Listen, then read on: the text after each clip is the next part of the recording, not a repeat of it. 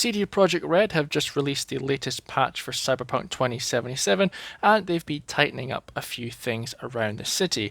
They've released a ton of patch notes and fixes for gameplay. However, they've also been adding restrictions to glitches and snooping around for people who want to know what is coming in the future. But I'm going to show you what has stopped and what you can still do in patch 1.2. My name is Mike, you're watching Deconstructing the Game. Let's get to it.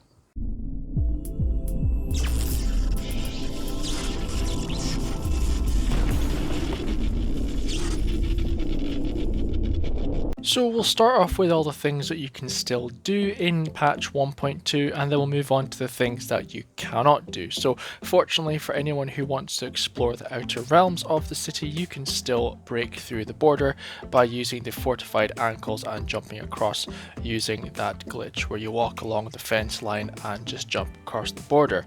You can also still interact with and look around the casino using the car glitch.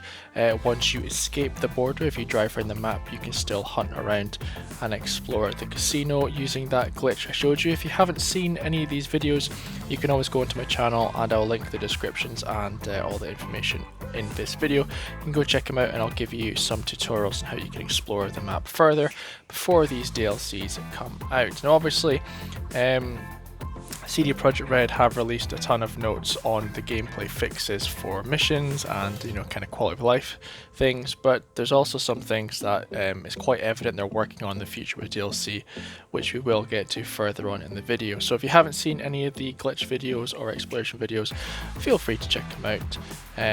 They're all there waiting for you to watch. The casino has not changed at all, it's still the same. There's nothing added to the casino just yet, still as is. You can still fall through bits and you can still kind of explore little realms. The spaceport is not changed on the kind of exterior, and inside it's all the same. Still floating graphics there, nothing too different, so there's no progress being made in this area for patch 1.2. You can also still explore Kopeki Plaza after you have finished the prologue missions by glitching in through the wall, which hasn't changed. No problems there, so if you do want that katana at the top, you can always glitch in.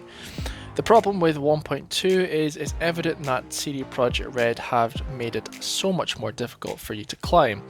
For some reason, V just decides to not grab onto barriers when falling. It's very hard to grab onto any ledges as well. They seem more slippy.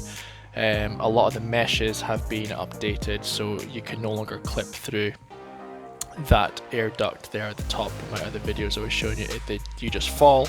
There's nothing you can do about it. There's no correction you can do. You just fall. You don't grab onto it. You can get to the top of these roofs. It just takes a lot of patience, and you have to get creative with how you climb. So I'd recommend for your sanity you try something easy, because this was very difficult. Even the hard concrete ledges were difficult to climb.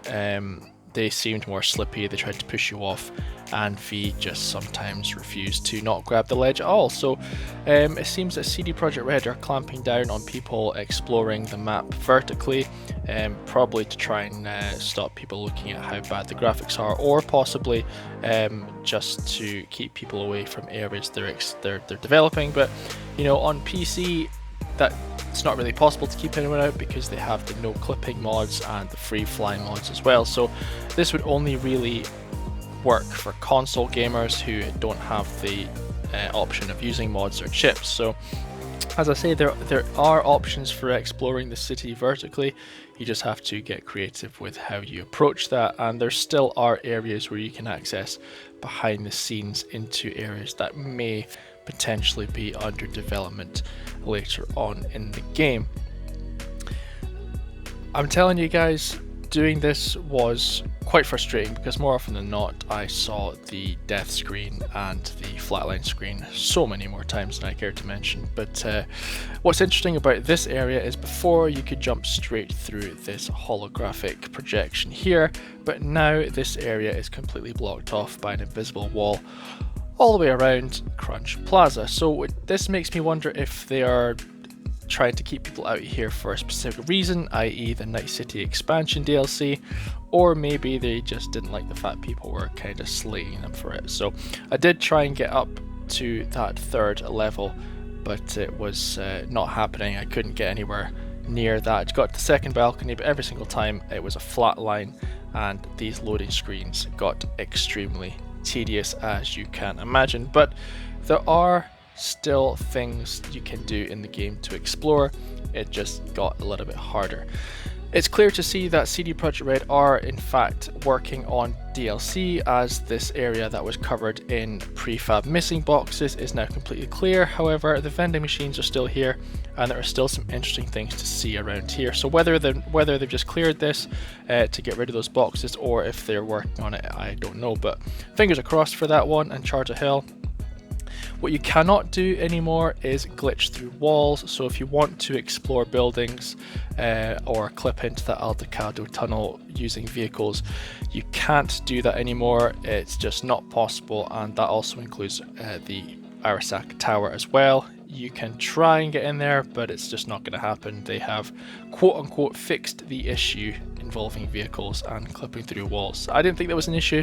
That was my go-to breach protocol, but unfortunately the game has progressed and they have cut that. But what you can do at Kopeki Plaza with this vehicle here is you can use the vehicle to open the gate, which I didn't know was possible until I tried clipping in and the gate opened. So if you've ever seen the Kopeki Plaza breach video and escape video, ignore them.